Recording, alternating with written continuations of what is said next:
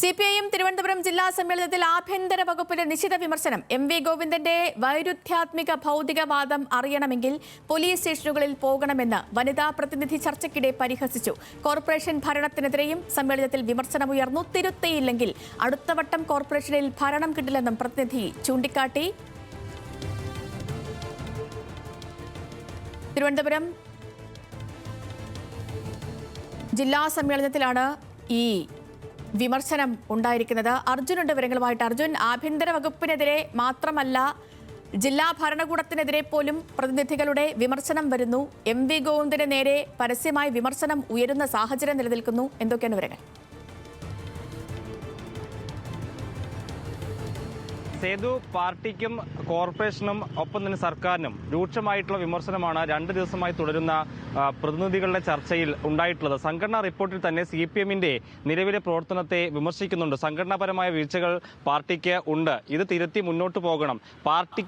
Party സഖാക്കൾക്ക് ഭരണത്തിന്റെ തണലിൽ മൂല്യച്യുതി സംഭവിച്ചെന്നതുൾപ്പെടെയുള്ള വിമർശനങ്ങളാണ് റിപ്പോർട്ടിൽ ഉള്ളതെങ്കിൽ അതിനുശേഷം നടന്ന പ്രതിനിധി ചർച്ചയിൽ രൂക്ഷമായിട്ടുള്ള വിമർശനം പ്രതിനിധികൾ ഭാഗത്തുനിന്ന് ഉണ്ടായിട്ടുള്ളത്.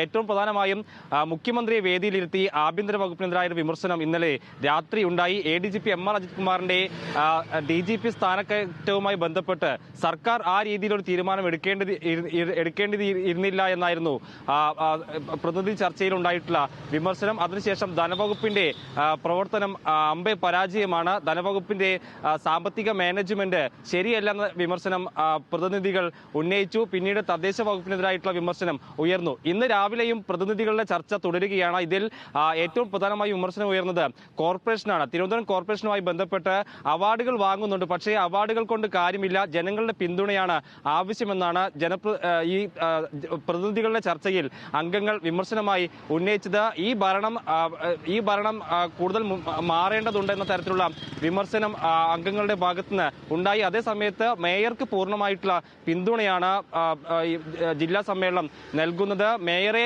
UDF-ഉം BJP-യും ഒറ്റത്തിരിഞ്ഞ് ആക്രമിക്കുകയാണെന്ന തരത്തിൽ വിമർശനം ഉയർന്നു. മാധ്യമങ്ങളുടെ പിന്തുണയും ഈ മേയർക്കെതിരായിട്ടുള്ള ആക്രമണങ്ങൾക്ക് ഉണ്ടെന്ന തരത്തിലാണ് വിമർശനം. അതിനുശേഷമാണ് MV ഗോവിന്ദനെതിരായിട്ടുള്ള ഒരു പരിഹാസ രൂപേണയുള്ള വിമർശനം ഒരു വനിതാ പ്രതിനിധിയുടെ ഭാഗത്തുനിന്ന് ഉണ്ടായത്. ഗോവിന്ദ മാഷ ഇടയ്ക്കിടയ്ക്ക് ഈ ഭൗതികവാദത്തെക്കുറിച്ചും വൈരുദ്ധ്യാത്മക ഭൗതികവാദത്തെക്കുറിച്ചും പ്രസംഗിക്കുന്ന ആളാണ്. അക്കാര്യം ചൂണ്ടിക്കാണിച്ചുകൊണ്ടാണ് വനിതാ പ്രതിനിധിയുടെ വിമർശനം ഉണ്ടായത്.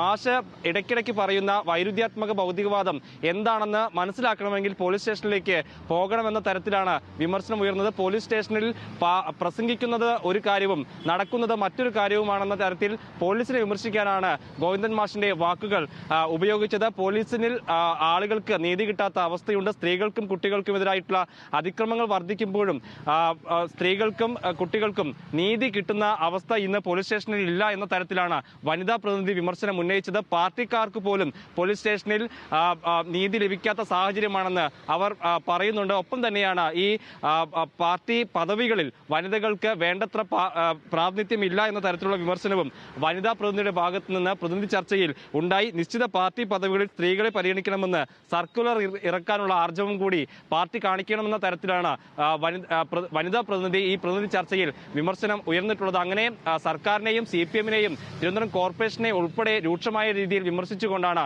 പാർട്ടി ജില്ലാ സമ്മേളനത്തിലെ പ്രതിനിധി ചർച്ച ഇപ്പോൾ പുരോഗമിക്കുന്നത്. സേതു, ശരി അർജുൻ, വ്യക്തമാണ്.